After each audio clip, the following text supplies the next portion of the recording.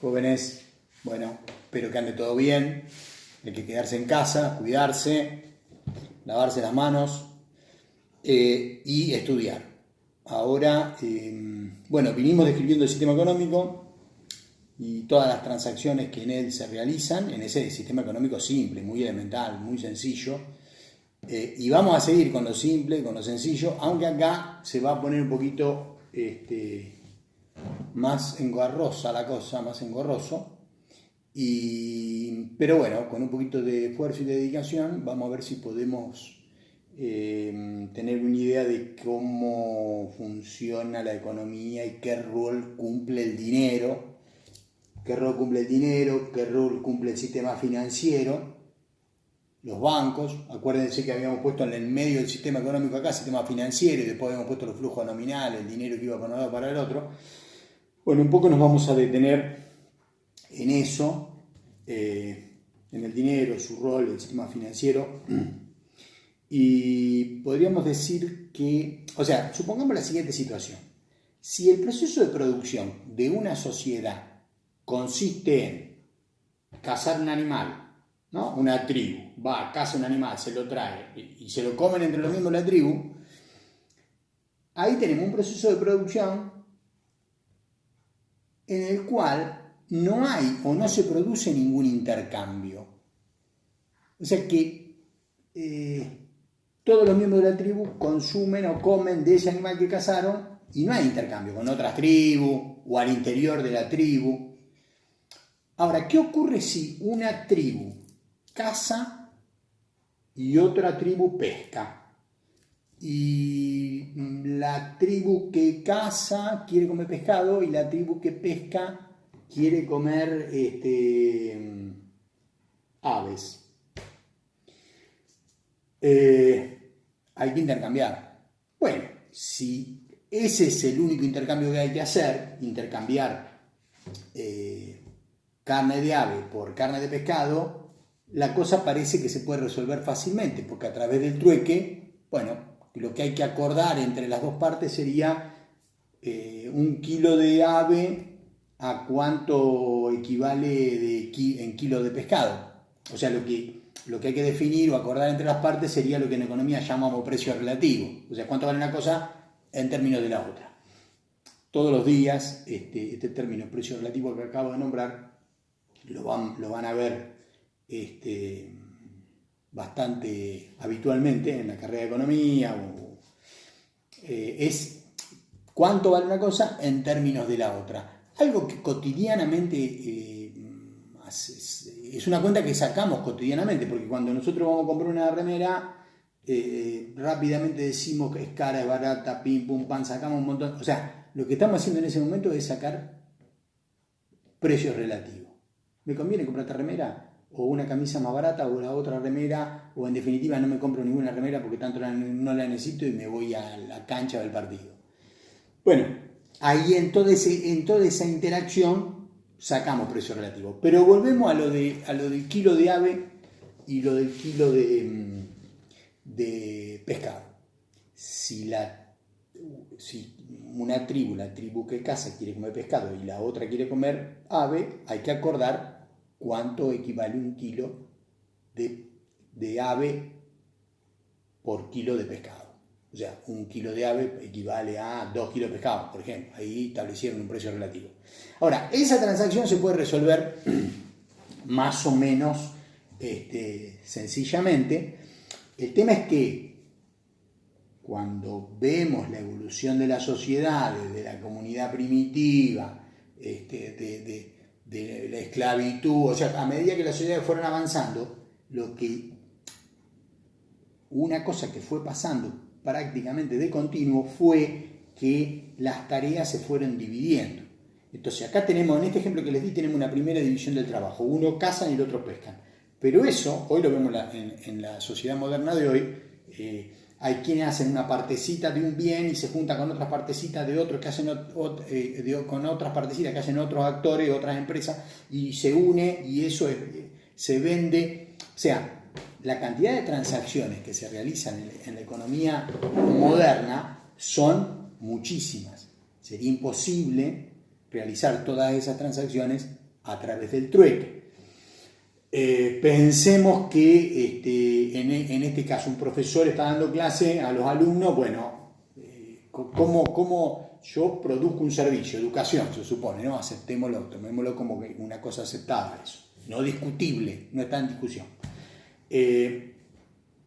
Si no hubiese dinero, ¿cómo me pagan? Me pagan, la universidad me paga. Entonces yo voy después con ese dinero, voy y me compro lo que necesito cuando quiero. Hoy quiero hacer pollo al horno, voy, compro y lo hago. Y si lo quiero hacer dentro de un mes, 20 días, o sea, el dinero lo utilizo cuando quiero. Si tendría que resolverse esto a través del trueque, o sea, cada uno de los alumnos tendría que traer, uno tendría que traer el pollo, el otro las papas, el otro la sal, o sea, que además tendría que ser lo que le sobra y que me lo va a dar a mí a cambio de la clase, o sea, y eso multiplíquenlo por todas las actividades económicas que se realizan cotidianamente. Claramente, es imposible que una sociedad moderna pueda resolver todas las transacciones a través del trueque. O sea, a medida que las sociedades fueron evolucionando, se fueron dividiendo las tareas, el proceso productivo fue ganando en especialización y en diversificación, y a la par que eso iba pasando, fue aumentando la necesidad de intercambio. Y por lo tanto, el surgimiento de la necesidad que las sociedades cuenten con algún instrumento que permita realizar ese intercambio. Entonces, de alguna manera, ese instrumento que permita hacer todas estas cosas, estos intercambios, tiene que reunir 3 requisitos. Tiene que ser denominador común de valores, o sea, podemos expresar todos los bienes nosotros, el dinero es un denominador común de valores. Decimos, bueno, la heladera vale 1000, el ventilador vale 300, la silla vale denominador común de valores. Otra característica que tiene que tener, otra propiedad, que ese instrumento tiene que ser generalmente aceptado para que cumpla el rol, ¿no? Yo intercambio acá y con el dinero que me tocó por la clase, voy y compro a cualquiera de todos los otros agentes económicos, o sea, tiene que ser generalmente aceptado por todos los actores de la economía. Además tiene que tener otra propiedad que sea reserva de valor. Esto es, que yo pueda, hoy vendo acá mi trabajo, doy clase, cobro, y me da derecho a cobrarme en algo en el momento en que yo quiera, cuando lo necesite. Dentro de 15 días voy y compro la vuelta a la calecita para mi hija. El domingo de la otra semana, o ahora sería dentro de 6 meses. Bueno, entonces tiene que cumplir, el instrumento tiene que tener esas propiedades que pusimos allá arriba. Bien, en esa evolución de la sociedad y que se fueron haciendo cada vez más compleja, se fueron utilizando distintos instrumentos como medios de pago o para facilitar las transacciones. En principio, uno de los primeros instrumentos que se utilizaron fue algún bien, que básicamente cumplía el rol de común denominador de valores. Por ejemplo, el cacao, la sal, etapa, moneda, mercancía, cacao, sal, ganado, metales. Se expresaban todos los valores de todos los bienes en alguno de estos, en alguno que era el común de esa sociedad, cacao, por ejemplo. Entonces estaba todo expresado en cacao. ¿Cuánto vale un kilo de banana? Tanto kilo de cacao. ¿Cuánto vale una vaca? Tantos kilos de cacao, o el que sea. Esta etapa es la que se considera como la de la moneda mercancía. La moneda mercancía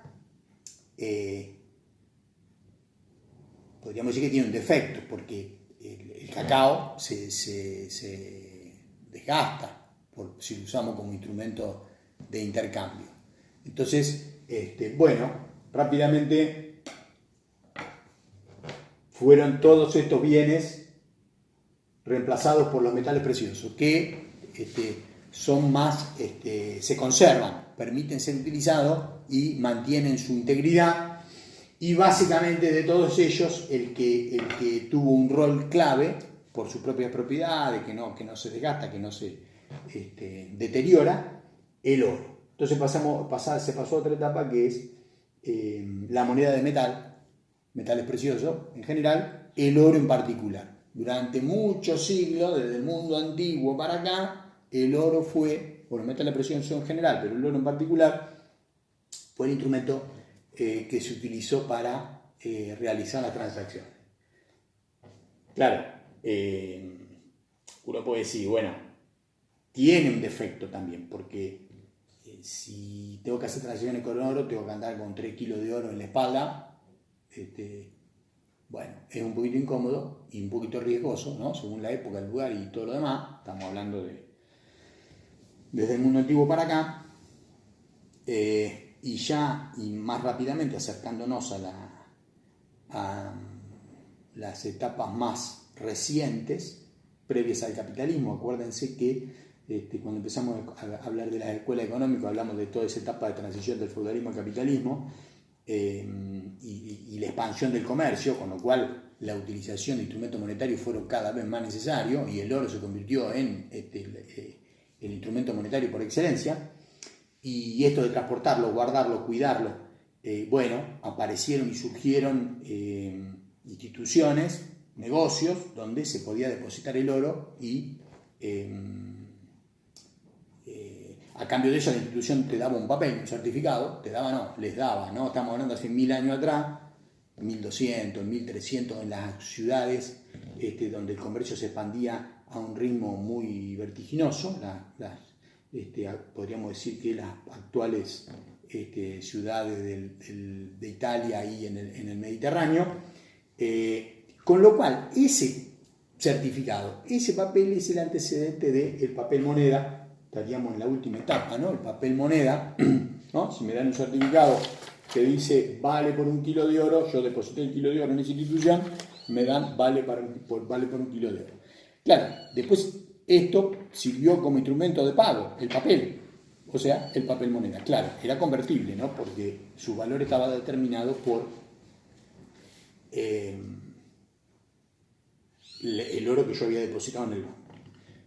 Bueno, 400 años después se va produciendo este proceso de unificación de la formación de los estados nacionales, Francia, España, Inglaterra.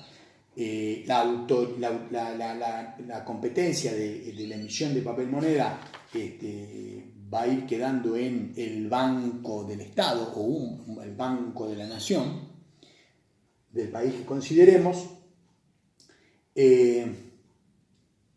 y durante mucho tiempo rigió esto de que el papel moneda era convertible, su valor estaba dado por lo que estaba depositado o reservado en el Banco de Francia.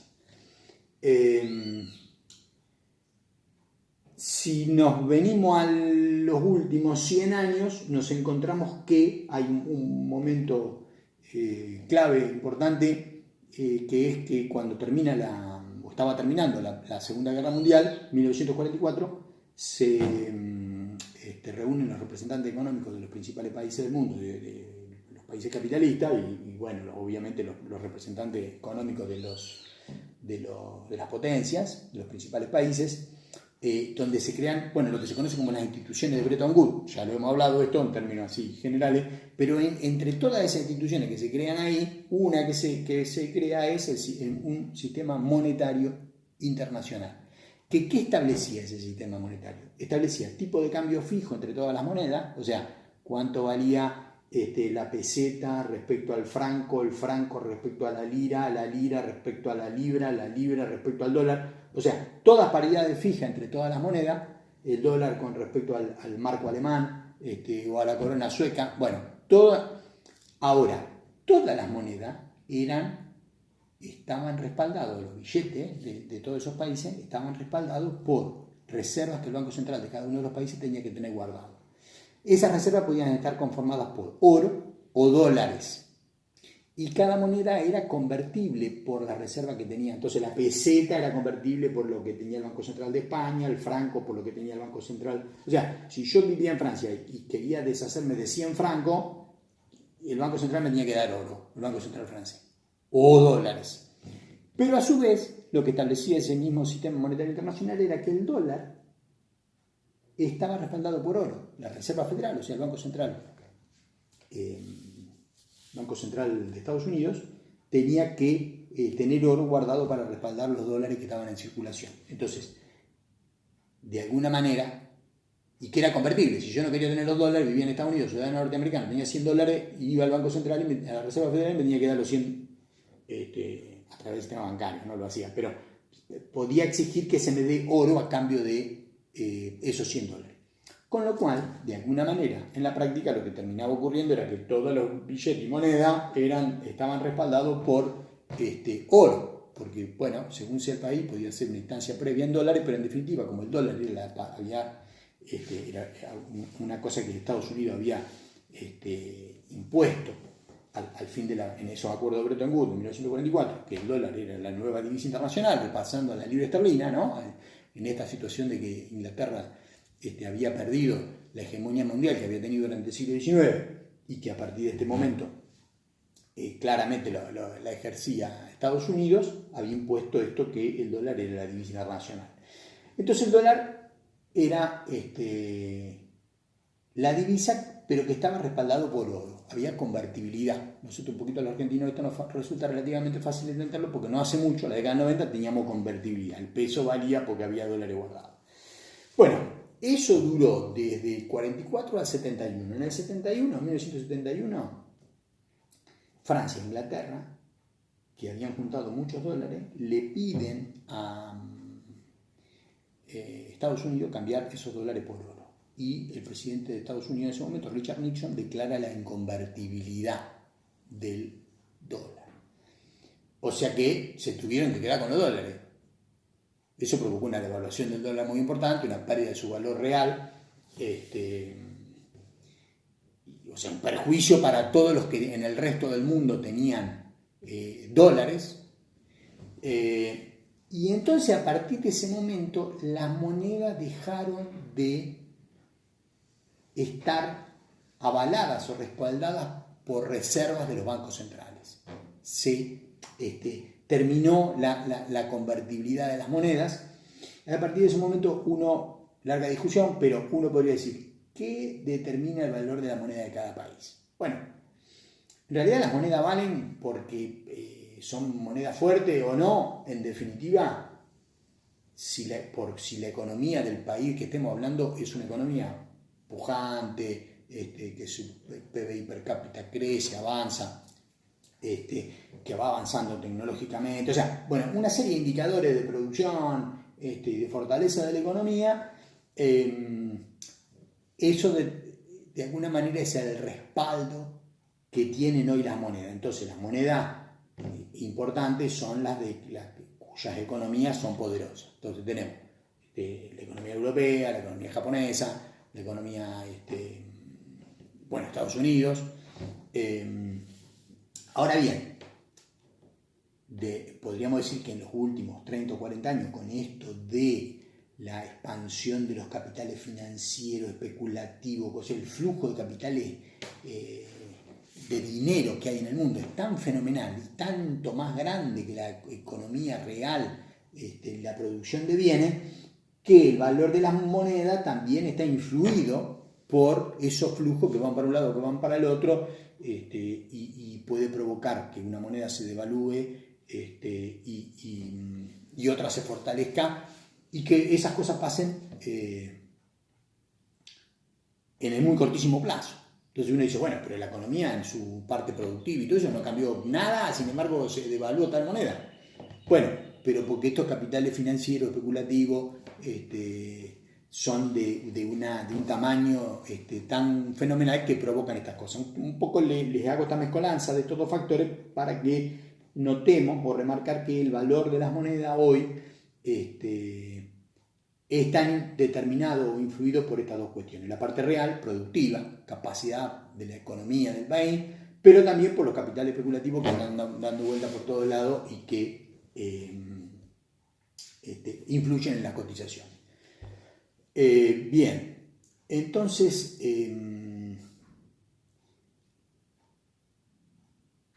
el dinero que está en la economía de un país, bueno, básicamente dijimos que está bueno que haya una aceptación general como medio de pago para que se puedan realizar todas las transacciones.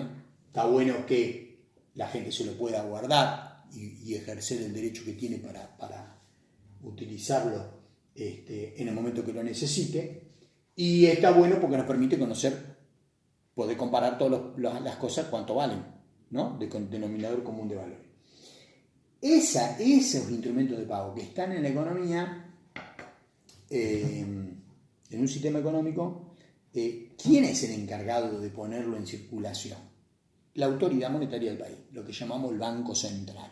El Banco Central. Nosotros en la Argentina, el Banco Central de la República Argentina, que emite pesos. ¿Para qué usamos los pesos? Para hacer transacciones, para ahorrar, lo depositamos en el banco. Bien, ¿cómo opera esto que el Banco Central emite y pone en circulación determinada cantidad de dinero? ¿Cómo opera en un sistema económico? En un sistema económico donde hay empresas, familias, o sea, agentes económicos, los que vimos en el sistema económico. ¿Cómo circula todo ese dinero por ahí? ¿Qué pasa con una primera emisión, con la emisión del Banco Central XX? El Banco Central emite XX. ¿Cuánto? Supongamos 100. ¿Qué son 100? Y 100 millones de pesos, 100 mil millones de pesos, 100, lo que sea. ¿Qué pasa con esa emisión del Banco Central? ¿Cómo la utilizan los agentes económicos? Bien, acá les hice un cuadrito, está en el libro. No se lo dije, estamos capítulo 4, dinero, sistema financiero, capítulo 4 del libro, que ya leyeron todo lo anterior, por lo tanto estamos acá y consultaron toda duda que tenían de todo lo anterior y venimos con el capítulo 4. Bien, entonces, ¿cómo se produce la creación de recursos monetarios, el dinero que anda dando vuelta en la economía? Que además uno tenemos presente en nuestra vida cotidiana, no todas las transacciones las hacemos con dinero en efectivo. Pagamos con la tarjeta de débito, pagamos con cheque, las empresas utilizan mucho libramiento de cheque, ¿no? Entonces dice, y eso se le descuenta la plata a la caja de la cuenta corriente que tiene la empresa y cobra y se le deposita a la otra empresa. Bien, entonces supongamos una situación inicial donde el Banco Central de la República Argentina, pusimos acá, pero pues, el Banco Central, realiza una emisión de 100 lo que sea, 100 pesos. ¿Cómo utilizan los agentes económicos de ese país estos 100 pesos iniciales? Y eso lo vamos a ver en la segunda parte de la clase.